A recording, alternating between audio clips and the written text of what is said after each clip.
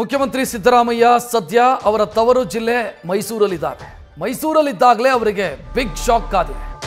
ಕೆಲವೇ ಕ್ಷಣದಲ್ಲಿ ಸಿದ್ದರಾಮಯ್ಯ ವಿರುದ್ಧ ಲೋಕಾಯುಕ್ತದಲ್ಲಿ ಎಫ್ಐಆರ್ ದಾಖಲಾಗುವುದಕ್ಕಿದೆ.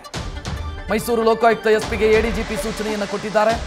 ಎಫ್ಐಆರ್ ದಾಖಲಿಸಿ ಎನ್ನುವಂಥ ಸೂಚನೆಯನ್ನು ಲೋಕಾಯುಕ್ತ ಎಡಿಜಿಪಿ ಮನೀಶ್ ಕರ್ಬೀಕರ್ ಸೂಚನೆಯ ಮೇರೆಗೆ ಎಫ್ಐಆರ್ ದಾಖಲು ಪ್ರಕ್ರಿಯೆ ಸದ್ಯ ನಡೀತಾ ಇದೆ.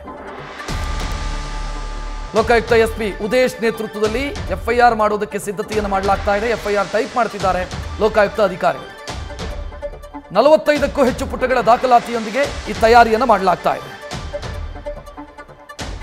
ಈ ಬಗ್ಗೆ ಹೆಚ್ಚಿನ ಡೀಟೇಲ್ ನೀಡೋದಕ್ಕೆ ನಮ್ಮ ಪ್ರತಿನಿಧಿ ರವಿ ಪಾಂಡವಪುರ ನೇರ ಸಂಪರ್ಕದಲ್ಲಿ.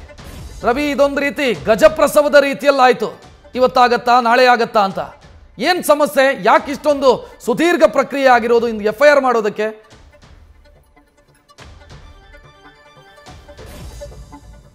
ರಕ್ಷಿತ್, ಮೂಡ ಹಗರಣ ಪ್ರಕರಣಕ್ಕೆ ಸಂಬಂಧಪಟ್ಟಂತೆ ಸುದೀರ್ಘವಾಗಿ 2 ದಿನಗಳಾಗಿದೆ ನ್ಯಾಯಾಲಯದಿಂದ ಆದೇಶ ಬಂದು. ಆದರೂ ಕೂಡ ಎಫ್ಐಆರ್ನ ದಾಖಲಿಸಲಿಕ್ಕೆ ಲೋಕಾಯುಕ್ತ ಪೊಲೀಸರು ಮೀನಾಮೇಷವನ್ನು ಎಣಿಸ್ತಿದ್ದಾರೆ ಅಂತೇಳಿ ಆರ್ಟಿಐನ ಕಾರ್ಯಕರ್ತರಂತಹ ಸ್ನೇಹಮಯಿ ಕೃಷ್ಣ ಅವರು ನಿನ್ನೆಯಿಂದಲೂ ದೂರುವಂಥ ಕೆಲಸಕ್ಕೆ ಮುಂದಾಗಿದ್ರು. ರಕ್ಷತ್, ಇವತ್ತು ಕೂಡ ಅವರು ಬೆಳಿಗ್ಗೆ ಆಗಮಿಸಿ ಖುದ್ದು SP ಅವ್ರನ್ನ ಭೇಟಿ ಮಾಡಿ ಎಫ್ಐಆರ್ನ ದಾಖಲಿಸಿ ಅಂತೇಳಿ ಮನವಿ ಮಾಡುವಂಥ ಕೆಲಸಕ್ಕೂ ಕೂಡ ಮುಂದಾಗಿದ್ರು.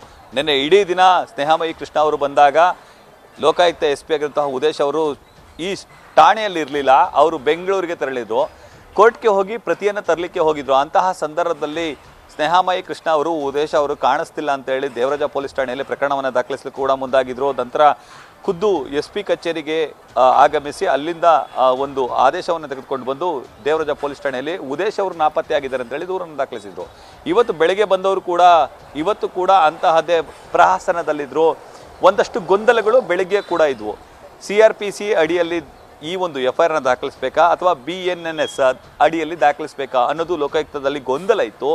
ಈ ನಡುವೆ ಸದ್ಯ ಈಗ ADGP ಮನೀಶ್ ಕರ್ಬೀಕರ್ ಅವರು ಮೇಲನ್ನು ಮಾಡಿದ್ದಾರೆ. ಮೈಸೂರಿನ ಲೋಕಾಯುಕ್ತ SP ಆಗಿರುವಂತಹ ಉದೇಶ್ ಅವರಿಗೆ ಮೇಲ್ನ ಮಾಡಿದ್ದು, ಮೇಲ್ನ ಪ್ರತಿ ಸಿಕ್ಕಿದೆ. ಸುಮಾರು 45 ಪುಟಗಳಿರುವ ಕಾರಣದಿಂದಾಗಿ ಅದನ್ನು ಸುದೀರ್ಘವಾಗಿ ಟೈಪಿಸೀಕರಣವಂತಹ ಕೆಲಸಕ್ಕೆ ಇಲ್ಲಿನ ಅಧಿಕಾರಿಗಳು ಮುಂದಾಗಿದ್ದಾರೆ. ಇನ್ನೇನೋ ಕೆಲವೇ ನಿಮಿಷಗಳಲ್ಲಿ ಎಫ್ಐಆರ್ನ ಪ್ರತಿ ಕೈ ಸೇರಬಹುದು. ಈ ಒಂದು ಪ್ರಕರಣದಲ್ಲಿ CM ಸಿದ್ದರಾಮಯ್ಯನವ್ರನ್ನ A1 ಹಾಗೂ ಅವರ ಪತ್ನಿ BN ಪಾರ್ವತಿ ಅವ್ರನ್ನ A2, ಅವರ ಬಾಮೈದ ಮಲ್ಲಿಕಾರ್ಜುನ ಸ್ವಾಮಿ ಅವ್ರನ್ನ A3 ಹಾಗೂ ದೇವರಾಜ್ ಅವ್ರನ್ನ A4 ಮಾಡಬೇಕು ಅಂತೇಳಿ ಎಫ್ಐಆರ್ನಲ್ಲಿ ಉಲ್ಲೇಖಿಸಲಾಗಿದೆ. ಆ ಎಲ್ಲ ಪ್ರೊಸೀಜರ್ಗಳು ಕೂಡ ಈಗ ಲೋಕಾಯುಕ್ತ ಕಚೇರಿಯಲ್ಲಿ ಸಾಂಗವಾಗಿ ಸಾಗ್ತಿದೆ. ರಕ್ಷತ್, ಥ್ಯಾಂಕ್ ಯು ರವಿ ಮಾಹಿತಿಗೆ. ನ್ಯೂಸ್ ಫಸ್ಟ್ ನಿರ್ಭೀತಿಯಿಂದ ನಿಮ್ಮ ಪರವಾಗಿ.